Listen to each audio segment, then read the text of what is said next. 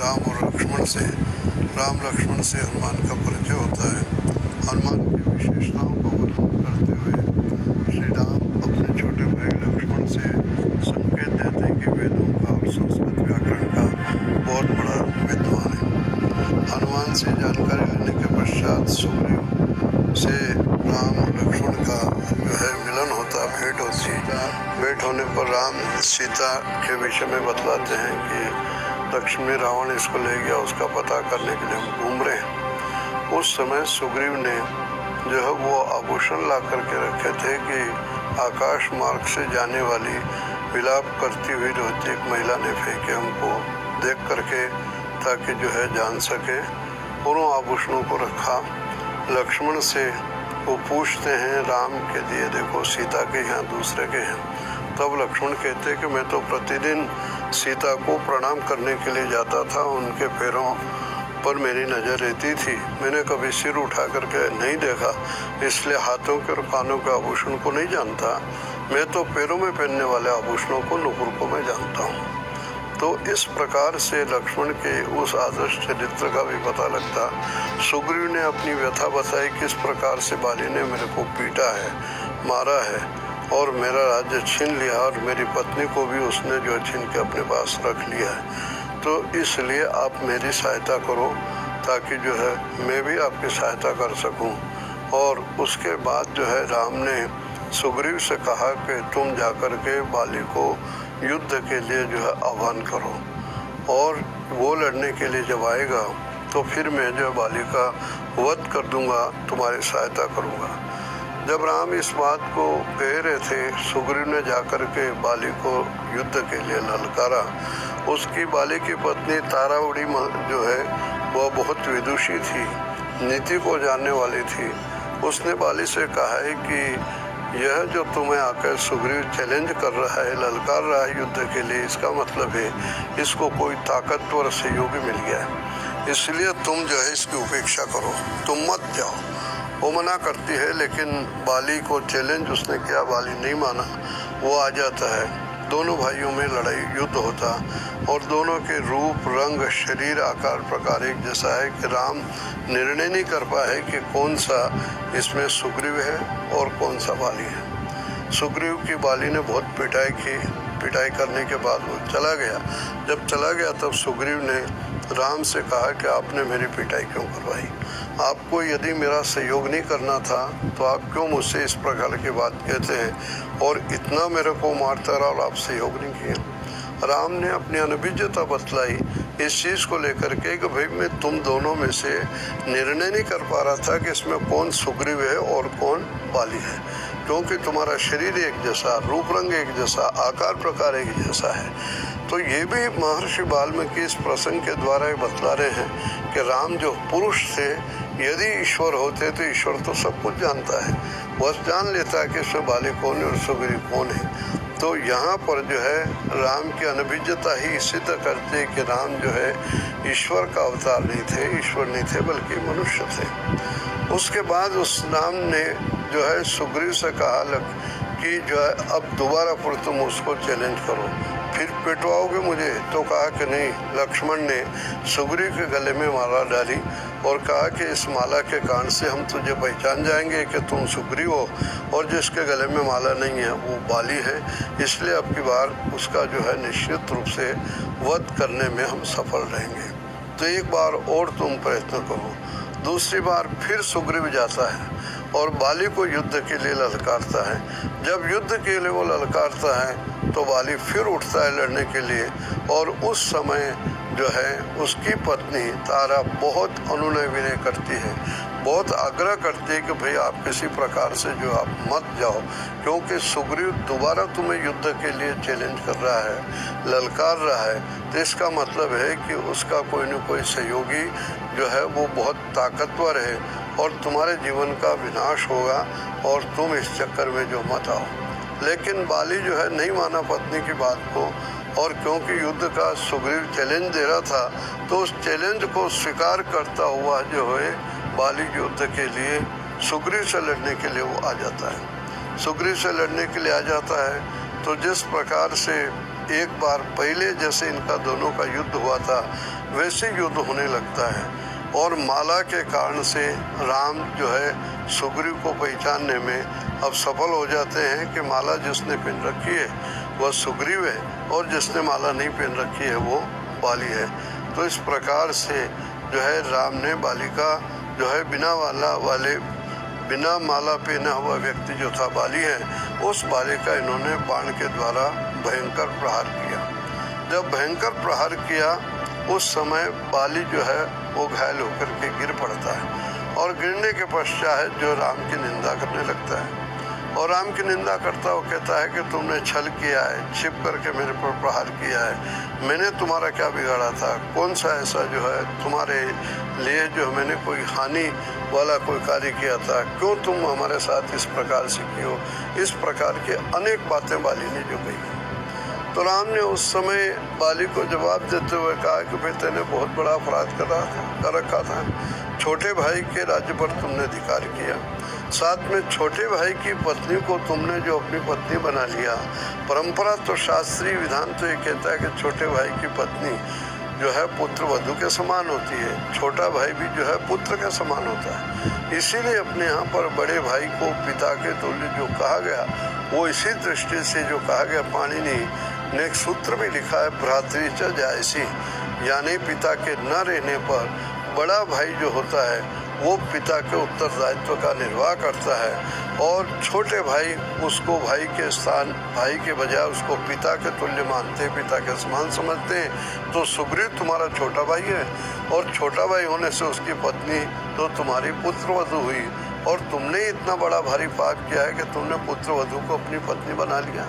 तो तुमने ये जो अन्याय किया उसका दंड देना आवश्यक था, इसलिए जो है तुमको जो है ये दंड दिया गया है। इस प्रकार से अनेक बातें राम ने वहाँ पर जो कही है और उसको सुनने के पश्चात बाली ने अपने किए हुए कर्मों के ऊपर जो है उसको पछतावा भी हुआ, गलतियाँ हुई, यानी बाली और ने धैर्य नहीं रखा।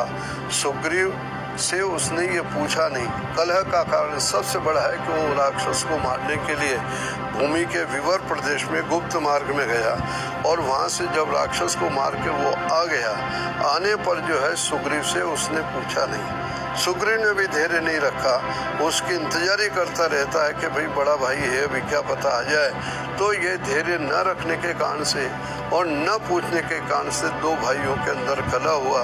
तो महर्षि वाल्मीकि इस बात को भी बतला रहे कि व्यक्ति को जीवन में धैर्य रखना चाहिए और यदि कहीं संदेह हो जाए तो संदेह की निवृत्ति भी करनी चाहिए। वार्तालाप करके यदि कोई संदेह हुआ है तो उसको दूर करने का प्रयत्न करना चाहिए। कि सुग्रीव से यदि वाली पूछ लेता है कि भाई तू पत्थर रख करके क्यों आ गए, तुम वहाँ क्यों नहीं बैठे, यदि वो सुग्रीव से पूछता तो सुग्रीव बता देता था कि भाई पत्थर तो उस गुप्त मार्ग के ऊपर मैंने इसलिए ढका था कि मुझे जो है यह संदेह होने लगा था कि तुम्हारा वध जो राक्षस ने कर दिया है और हमको मारने के लिए भी राज्य में और नुकसान पहुंचाने के लिए वह राक्षस जो है वापस इस गुप्त मार्ग से न आ जाए, उसको रोकने के लिए मैंने पत्थर रखा था, तुम्हें रोकने के लिए पत्थर नहीं रखा था। यदि वार्तालाप ये संवाद बाली और सुग्रीव में हो जाता तो इस प्रकार के विनाश की परिस्थिति नहीं बन पाती, लेकिन संवाद न होने का दुष्परिणाम जो है उन दोनों भाइयों को जो भोगना पड़ा। तो बाली की जो शंकाएं थी वो सारी की सारी राम ने दूर कर दी और क्यों दंड दिया वो भी स्पष्टीकरण कर दिया। उसके पश्चात बाली के जो है संदेह आपत्तियां दूर हुई। जब बाली जिस समय अपने प्राण त्यागने लगा उस समय जो है उसने सुग्रीव को बुलाया और सुग्रीव से इस बात का आग्रह किया कि अंगद को जो बाली का पुत्र था तुम इसको पुत्र के समान प्यार दोगे, पुत्र को पिता का प्यार हमेशा चाहिए। तो अब जो है मैं प्राणों को छोड़ रहा हूँ, मैं नहीं रहूँगा। तो इसी स्थिति के अंदर जो है तुम्हारी ड्यूटी बढ़ जाती है, तुम्हारा कर्तव्य हो जाता है, तुम्हारी नैतिक जिम्मेदारी हो जाती है कि तुम मेरे बेटे को अपना बेटा समझ करके उसको प्यार दोगे, उसका जो है मार्गदर्शन करोगे और उसका जो संरक्षण तुम ठीक प्रकार से दोगे। तो अंगद को लेकर के उसने इस प्रकार से कहा। और साथ में तारा के लिए कहा कि तारा जो एक विद्वान पिता की पुत्री है, राजनीति की सूक्ष्म विषयों की जानकारी रखती है और यह सही सलाह देने वाली है। इसलिए राजनीति में यदि कोई जो है राजधर्म में कोई समस्या आ जावे, कठिनाई आ जावे और तुम निर्णय नहीं करने पा रहे हो, तो वहाँ पर जो है तुम तारा से सलाह जो है अवश्य लेते रहना, ताकि जो है तुम्हारा जो है राज्य निष्कंटक रूप से चलता रहे। इस प्रकार से उसने तारा की भी प्रशंसा की, तारा से क्या काम लेना है बतलाया, साथ में जो है अंगद को संरक्षण देने की उसने बात की और इस तरह से बात करते हुए जो है उसने अपने प्राणों का परित्याग किया। जिस समय बाली ने प्राणों का परित्याग किया और ये समाचार जब तारा को मिला, वो आती है, शव को देखती है और विलाप करती है और विलाप करती हुई कहती है कि किस प्रकार से मैंने आज तुम्हें जो है वह जो है बार बार आग्रह किया था कि तुम मत जाओ, क्योंकि शत्रु यदि घर पर आकर के एक बार आह्वान करता है और वो पिटता है और दूसरी बार फिर आ जाता है आह्वान करता है, इसका मतलब ये कि नीति यही कहती है कि जब तक बिना कोई सहयोगी के, बिना किसी सहयोग प्राप्त के, शक्तिशाली सहयोगी के बिना जो है वापस शत्रु आकर के जो है वो जो है आपको जो है चैलेंज नहीं कर सकता है, आपको जो है इस प्रकार से जो है युद्ध के लिए नहीं ललकार सकता। मैंने बार बार आपको मना किया लेकिन आपने मेरी बात को नहीं माना, जिसके कारण से आज मुझे ये दुर्दिन देखना पड़ रहा है। विलाप करती हुई तारा उस समय यहाँ तक कह देती है कि किसी भी पिता को अपनी बेटी का विवाह किसी शूरवीर के साथ नहीं करना चाहिए। वो निश्चित रूप से शूरवीर के साथ नहीं करना चाहिए, क्योंकि सब कुछ होने के पश्चात भी यदि पति नहीं रहता है तो वो विधवा कहलाती है। उसके सामने चारों तरफ अंधेरा जो रहता है, आज यह दुर्दिन मेरे को देखना पड़ रहा है।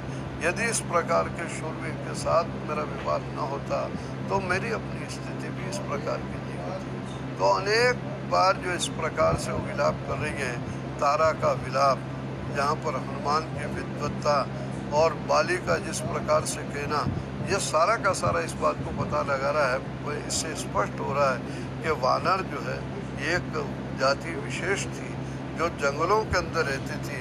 वन में कंदमूल फल खाने वाले लोगों के लिए ये वानर शब्द का प्रयोग होता रहा।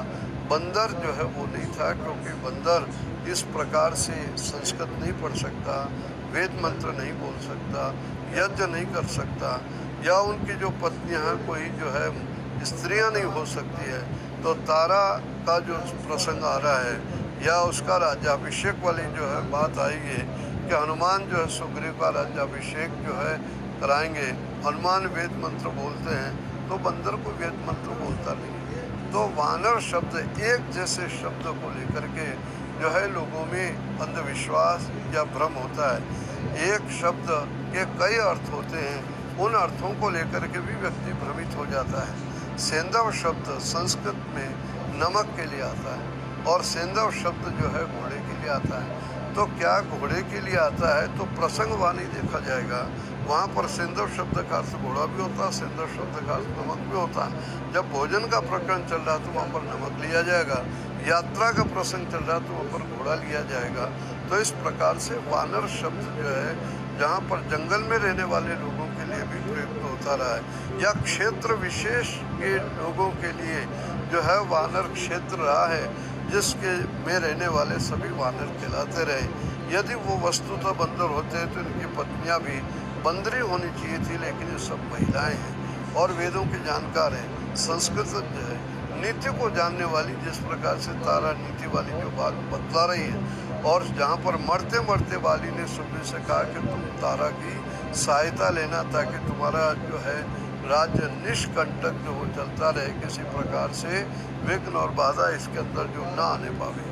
तो तारा ने जिस प्रकार से विलाप किया और बड़ी दुखी हो रही है और रो रही है। तारा को सांत्वना हनुमान जी देते हुए कहते हैं कि संसार एक क्षण भंगुर है, और संसार क्षण भंगुर इसी दृष्टि से है कि जहाँ पर जो व्यक्ति पैदा हुआ है उसकी मृत्यु निश्चित है, या हमेशा कोई व्यक्ति टिकने वाला जो नहीं है। इसलिए व्यास ने लिखा है महाभारत के अंदर, जातस्य ही ध्रुवो मृत्यु, ध्रुवम जन्म मृत संजय, इसलिए कि जो व्यक्ति पैदा हुआ उसकी मृत्यु ध्रुव है।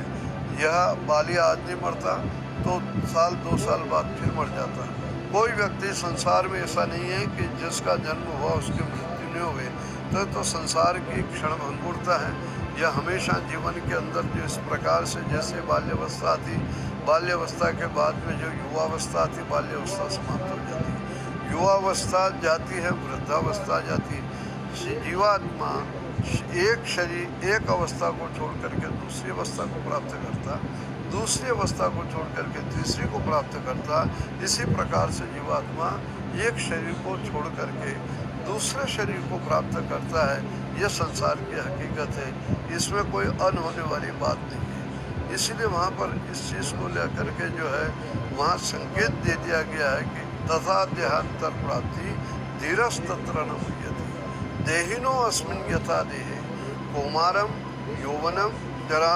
जिस प्रकार से शरीर के अंदर कौमार माने बाल्यावस्था है, बाल्यावस्था के बाद युवावस्था आती है, यानी बाल्यावस्था समाप्त हो जाती है, युवावस्था के बाद में वृद्धावस्था आती है, युवावस्था समाप्त हो जाती है और वृद्धावस्था आ जाती है।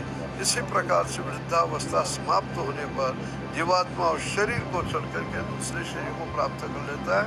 वहाँ कोई दुखी नहीं होता, परेशान नहीं होता है। इसलिए वो कह रहा है, हनुमान जी तारा को समझा रहे इस बात को लेकर के कि तुम्हें दुखी नहीं होना चाहिए, इस हकीकत को मानना चाहिए और इस हकीकत को मान करके अगला जो पड़ाव है आगे का कार्य ठीक प्रकार से संभालना चाहिए। तुम जो है सुग्रीव को मार्ग निर्देश करोगे, अंगद को भी इस बात को जो समझाने का यत्न करोगे कि किस प्रकार से वो सुग्रीव का साथ दे सके, साथ जो है काम कर सके। तो ये बहुत सारा काम करना है। इस प्रकार से तारा को समझाने के पश्चात जो है वो जब थोड़ी शांत हुई तब जाकर के बालिका अंत्येष्टि संस्कार किया गया। बंधु अंत्येष्टि संस्कार पशुओं का नहीं होता, पक्षियों का नहीं होता है। यदि सुग्रीव ने जो है बाली का अंत्येष्टि संस्कार किया है तो यानी अंत्येष्टि संस्कार मनुष्यों का होता है। ये सारे प्रकरण से पता लगता है कि ये वानर नहीं बल्कि मनुष्य थे। वो एक जिस प्रकार से बंगाल का रहने वाले व्यक्ति को बंगाली, पंजाब वाले को पंजाबी कहेंगे, महाराष्ट्र को मराठी कहेंगे, तो ये भौगोलिक क्षेत्र वाचक ये नाम जैसे पड़ गए। ठीक इसी प्रकार से उस समय एक क्षेत्र है, एक वानर क्षेत्र है, एक जो राक्षस क्षेत्र है, वहाँ पर रहने वाले सभी व्यक्तियों को राक्षस कहते रहे, वानर क्षेत्र के रहने वाले को सभी वानर कहते रहे। इसी प्रकार से आर्यावर्त क्षेत्र में रहने वाले सब जो है आर्य कहलाते हैं। देव शब्द का प्रयोग जो हिमालय इत्यादि की तरफ रहने वाले उनके लिए देव शब्द का प्रयोग है। तो रामायण के अंदर देव है, आर्य है, वानर है और राक्षस इस प्रकार से इन 4 शब्दों का प्रयोग जो प्राय करके मिलता है। तो अंत्येष्टि संस्कार हुआ। अंत्येष्टि संस्कार होने के पश्चात जो है सुग्रीव का राज तिलक किया गया, राज्याभिषेक किया गया और राज्याभिषेक जो हनुमान ने कराया। अब आप देख सकते हो कि हनुमान जो है वेद मंत्रों का उच्चारण करते हैं, यज्ञ करते हैं और वो जो राज्याभिषेक करा रहे हैं, तो ये कोई बंदर कर सकता है क्या?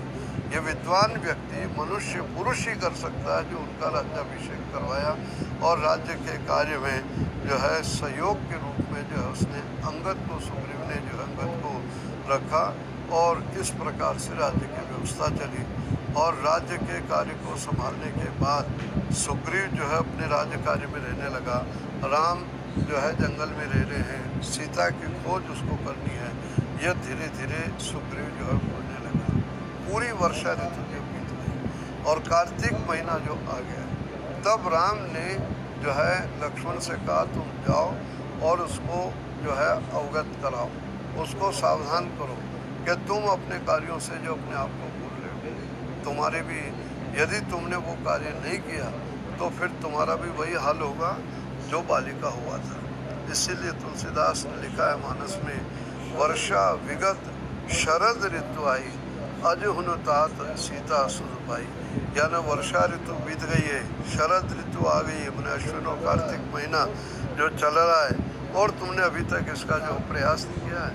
कार्तिकीय समनु प्राप्त है, तुम जो कार्तिक महीने के प्राप्त होने पर सीता की खोज का तुम जो प्रयत्न करो। तो इस प्रकार से समझा करके भेजा और लक्ष्मण ने जा कर के वहाँ पर जो है उस नगरी के अंदर जा कर के जो है चैलेंज किया, सुग्रीव को धमकाया, उस पर गुस्सा किया और इस बात को बुलाया कि राज्य गद्दी पर बैठने के बाद तुम जो है जो तुमने वचन दिया था राम को कि सीता की खोज का मैं प्रयत्न करूँगा, तुम उसको भूल गए हो और यदि भूल गए हो तो तुम्हारी भी वही गति होगी जो है बाली की गति हुई है। इस प्रकार से सुग्रीव को बहुत डांटा धमकाया। तो वहाँ पर जो है लक्ष्मण को जब क्रोध आ रहा था, सारी बात हो रही थी, लक्ष्मण के क्रोध को शांत करने का साहस सुग्रीव नहीं कर सका।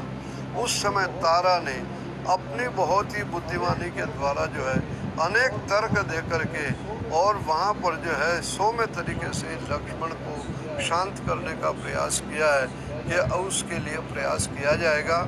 वर्षा ऋतु में लोगों का आना जाना संभव नहीं था, वो समाप्त हो गया और अब जो है शरद ऋतु में जो है सुग्रीव जो है सीता की खोज के लिए प्रयत्न करेगा। आप शांत हो जाइए और निश्चित रूप से इस कार्य को जो है वो संपन्न करेंगे। तो इस प्रकार से सुग्रीव का किसी प्रकार से जो है वो उसके ऊपर आपत्ति ना आवे, यह सारा का सारा कार्य जो है वो तारा ने किया और सुग्रीव को समझा है कि वो राम से जाकर के मिले। तो राम से जाकर के मिला, उसने जो थोड़ी सी ढिलाई बरती उसके लिए उसने क्षमा मांगी और इससे उसको कहा कि मैं इसको जो है निश्चित रूप से जो हो प्रयत्न करता हूँ सीता की खोज में। और इस प्रकार से उसने जो है अंगद को जो है साथ में हनुमान को और जामवंत को इत्यादि जो भी उनके अपने थे उन सब को जो है सीता की खोज के अंदर जो है दक्षिण की तरफ जो वो भेज दिया। दक्षिण की तरफ सागर के तट पर जो है सुग्रीव ने अपने इन सारे आदमियों को भेजा ताकि क्योंकि रावण दक्षिण की तरफ ले गया है तो आप दक्षिण की तरफ जाओ और ये प्रयास करते रहे कि किसी प्रकार से सीता का पता लग जाए और सीता को ढूंढ निकाले सुग्रीव, वरना जो है सुग्रीव के ऊपर भी आपत्ति आ सकती है क्योंकि राम ने सुग्रीव को वचन दिया था, राम ने पूरा किया है। अब सुग्रीव ने जो है राम को वचन दिया है वो कार्य भी ठीक प्रकार से होना चाहिए, माने सीता की जानकारी ठीक से होनी चाहिए। तो अब उसके लिए ये सारे के सारे प्रयत्नशील हो गए, प्रयत्न करने लगे, चारों दक्षिण दिशा के अंदर गए और वहाँ पर जो है 1 मास उन्होंने इधर उधर खोजने का यत्न किया। उसके बाद जो है अंत में संपाति मिले। संपाति जटायु का बड़ा भाई था और आप देखिए संपाति और जटायु को पक्षी नहीं थे, जो इसके लिए जो एक अंधविश्वास फैलाया कि जटायु भी एक पक्षी था, संपाति भी पक्षी था। जटायु राजा दशरथ का मित्र और साथ में गृध्रकूट का राजा था, जो एक प्रकार से बहुत बड़ा योद्धा था, विमान विद्या का चलाने का विशेष जानकारी रखने वाला था और उसका बड़ा भाई जो है ये संपाति था। तो ये जो है और जटायु का अंत्येष्टि संस्कार जो राम और लक्ष्मण ने किया। तो जैसा मैं निवेदन कर रहा था कि अंत्येष्टि संस्कार मनुष्य का होता है, पशुओं का और पक्षियों का नहीं होता है। और राम इस बात को कह रहे कि पिता के जो है ये मित्र है और इसने जो है सीता की रक्षा के लिए प्रयत्न भी किया। रावण ज़्यादा ताकतवर रहा और इसको जो है घायल कर दिया और ये इतने प्राण त्याग दिए है तो और काम बाद में होगा, पहले जो है इसका जो अंत्येष्टि संस्कार अपने को करना चाहिए। तो अंत्येष्टि संस्कार किया। उसी जटायु का बड़ा भाई संपाति है। संपाति भी जो है वो जो है मनुष्य है और जब ये हनुमान इत्यादि जिस समय जाते हैं दक्षिण के अंदर तो वहाँ पर पता करने के भी लंका किधर है, कहाँ है, सारी बातें हैं। तो जटायु संपाति के पास में जो दिव्य चक्षु था, दिव्य चक्षु हो सकता है कि उस समय का एक जो है दूरवीक्षण यंत्र रहा होगा, यानी इस पार बैठा हुआ आदमी उस यंत्र के माध्यम से समुद्र के अंदर विद्यमान लंका और लंका के अंदर जो आदमी विचरण कर रहे हैं वो सारा का सारा जो दिखलाई दे जाए उसको दिव्य चक्षु जो कहा गया। तो संपाति ने कहा है कि यदि जो है आप सीता की खोज के अंदर आए तो इन आँखों के द्वारा तुम नहीं देख सकोगे।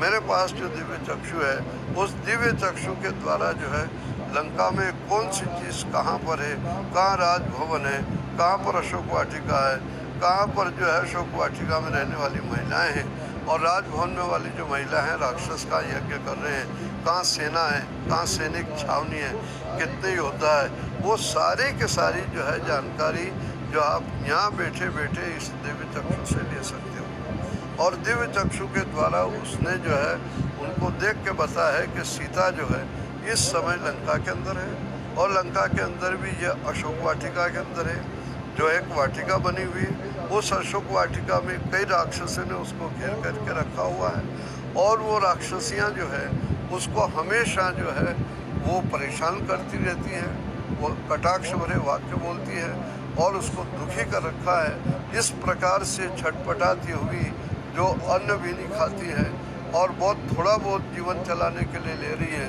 और बहुत दुखी है, रोती है, विलाप करती है, वो वहाँ पर बैठी है। तो यहाँ बैठे बैठे संपाति ने अपने दिव्य चक्षु के द्वारा सीता की परिस्थिति को बता दिया। हनुमान को, अंगद को, जामवंत को, इन सब को विश्वास हो गया कि सीता लंका के अंदर है और अशोक वाटिका के अंदर है। तो इस प्रकार से इतनी जानकारी जो है वो जामवंत के द्वारा प्राप्त हो गई। सीता कहाँ पर है, कैसे है, अब कैसे प्राप्त करना है, समस्या समुद्र पार करने की सबके सामने आ रही है।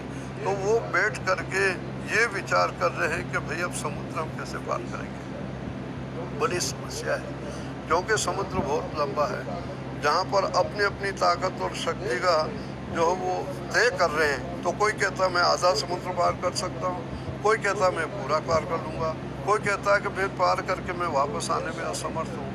तो ये सारी चर्चा जिस समय हो रही थी उस समय सब ने इस बात को कहा इस काम को हनुमान कर सकते हैं, यानी समुद्र को पार करके लंका में जा भी सकते हैं, और सीता का ठीक जानकारी करके जो है वहाँ पर बता करके उसके पश्चात वापस यहाँ आ भी सकते हैं। तो इस प्रकार से समुद्र को पार करने की विचार विमर्श करने के पश्चात ये जिम्मेदारी जो है वो हनुमान जी के ऊपर छोड़ी कि वह आप इस काम को करोगे।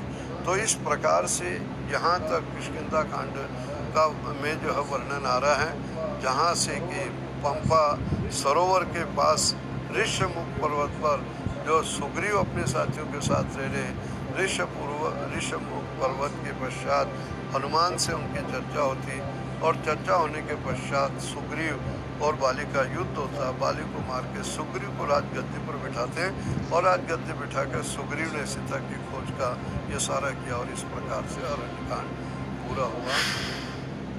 आप सबने धैर्य और शांति से इन विचारों को सुना, उसके लिए आपको बहुत धन्यवाद। ओम शांति।